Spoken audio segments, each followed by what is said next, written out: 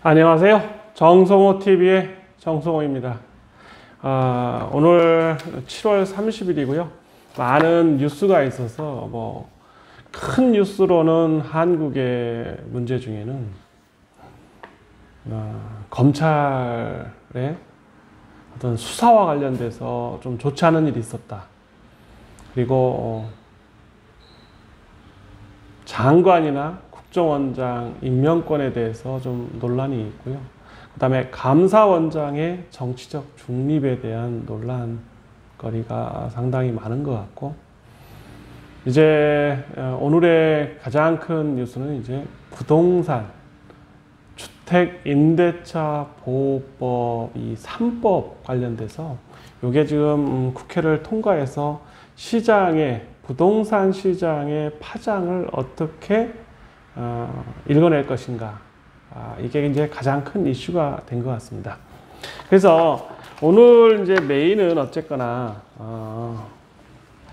임대차 보호와 관련된 3법, 전월세의 상한선 5%, 그 다음에 계약 갱신 청구권 2년 이내에 다시 한 번 더해서 4년을 할 수가 있다.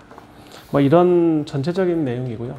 또 가장 큰 이슈가 이제 또 부동산과 관련돼서는 수도 이전, 서울을 세종으로 옮길 수 있느냐, 충청권으로 옮겨야 되느냐라고 다시 한번 이제 불거진 얘기가 이제 부동산 뉴스와 관련돼서 이렇게 분리해서 말하기는 어려운 시점이 되었습니다.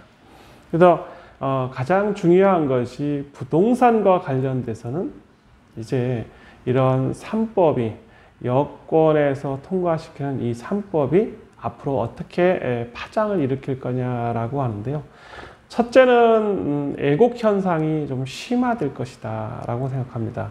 그리고 현실과 동떨어진 법이 생기면 아무리 법으로 막으려고 하고 또 세금을 부과해서 소비자에게 세금을 부과시키는 것은 좋지 않다라고 말씀드리고 싶습니다.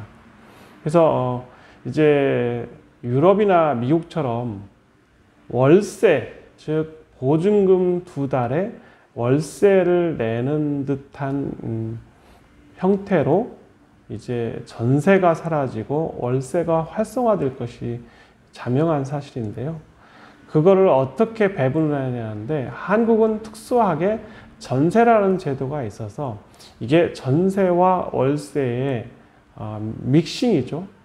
중간 역할을 하고 있는데, 빠르게 전세는 사라지고 월세화 될 것이다. 또 이거를 다른 방법으로 더 전환이 될 것이다 라고 생각을 합니다.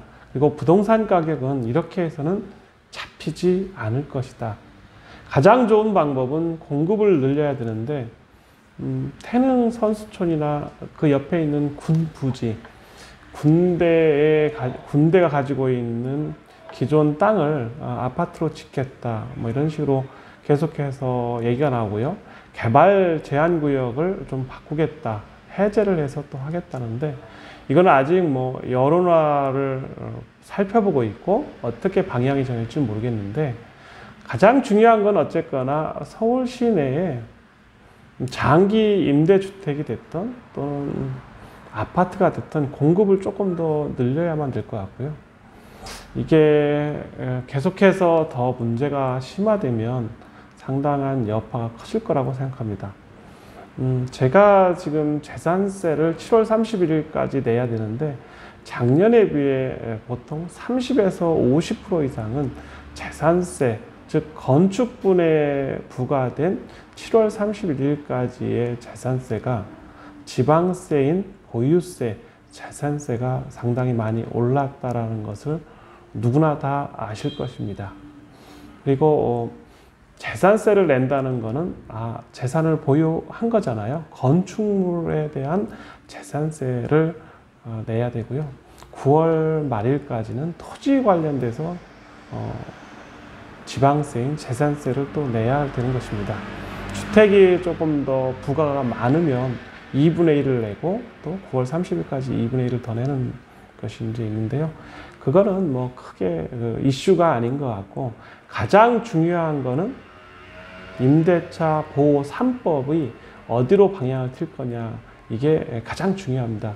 첫째, 이거는 아마도 법이 아무리 제한을 한다 하더라도 다른 형태의 제3, 제4의 방법으로 부동산 가격이 더 오를 것이다. 그리고 서민에게는 더 아픈 정책이 될 것이다 라는 것입니다. 지금 규제가 아파트나 아니면 전월세라고 딱 한정되어 있는데, 보통 50만 원, 또 고시원, 또는 고시원보다 조금 많은 원룸, 또 다가구, 다세대에서 전월세로 하시는 분들의 주거비용, 즉 월세 비용이 상당히 많이 올라갈 것입니다. 여기가 왜 또 그러냐면, 법의 사각지대가 큰 거를 잡으려다 보면 서민들이 더 아파요.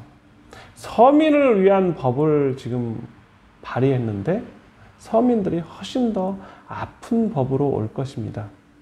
그래서 규제의 역설이라고, 지금 시간당 알바비가 계속 오르고 있고, 평균적으로 1시간 안에 10,000원 전후를 주지 않으면 알바생 구하기가 상당히 어려울 것입니다. 그러면 오히려 알바라는 직업 자체가 더 없어지는 현상이 나거든요. 본인이 직접 알바를 쓰지 않고 몸으로 때워도 시간당 10,000원이라는 비용이 들기 때문에 굳이 사람을 쓰지 않으면 자영업 하는 사람들은 자기가 돈을 더 벌 수가 있는 것입니다. 그래서 저는 이제 임대차 3법이 통과되면서 이 애국 현상으로 서민이 더 어려울 것이다 라는 말씀드리고요. 제일 먼저 말씀드렸던 거, 가격이 더 상승할 것이다 라고 말씀드리고요. 또 세 번째는 분쟁의 소지가 너무 많아졌다. 즉 법 자체가 구체적이지 않다는 거거든요. 제가 이제 오늘 화면은 부동산 서울 지도를 뒤에 배경으로 하는 이유가, 지금 자꾸 서울이 집중화되고 커지고 있거든요. 또 다른 지방 도시는 오히려 더 어려워지고 있는데, 이게 조금 더 분산화돼야 되는 것도 맞고, 서울에 너무 집중화되는 것은 결코 바람직하지 않은 것 같습니다. 그래서 오늘 가장 중요한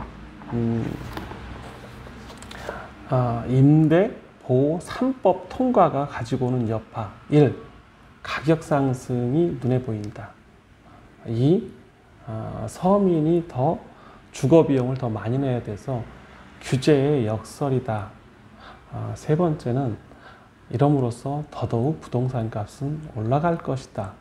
그리고 네 번째로는 지금 이렇게 규제가 심으로써 세금이 더 많이 부과되면요, 이 세금이 다시 또 일반 소비자에게 전가되기 때문에 부유한 사람들에게 더 많은 콘크리트 벽을 안겨주는 역할을 한다고 볼 수 있습니다. 그래서 일례로 저는 퇴임하신 분들이 가장 후회하는 것 중에 하나가, 야, 나는 공직 생활할 때 오히려 더 돈 버는 쪽에 관심을 가졌어야 되는데 라고 말씀하시는 분들을 가끔 만나보면 결코 유튜브를 보시는 분들은 이러한 법의 흐름보다는 시장의 흐름을 더 가까이 해라 라고 하고 싶고요. 오늘 광고하고 싶은 가장 큰 얘기는 부동산 3법 규제 결코 좋지 않다. 다시 한번 강조하고 싶습니다. 그래서 이게 더 파생 효과가 더 안 좋을 것 같아서 빠르게 이걸 어떻게 대비하냐면, 부동산 값은 더 오른다. 그리고 더 오르는 만큼 투자 가치 있는 곳에 투자를 해야 된다. 1% 금리 시대에는 부동산 가격이 추가적으로 오를 것이라는 것을 생각하고, 실물이 변한, 현장이 변하는 목소리를 잘 듣자. 또 현장에 답이 있으니 가보자라고 말씀드렸습니다. 정성호 TV 구독과 좋아요 부탁드립니다. 감사합니다.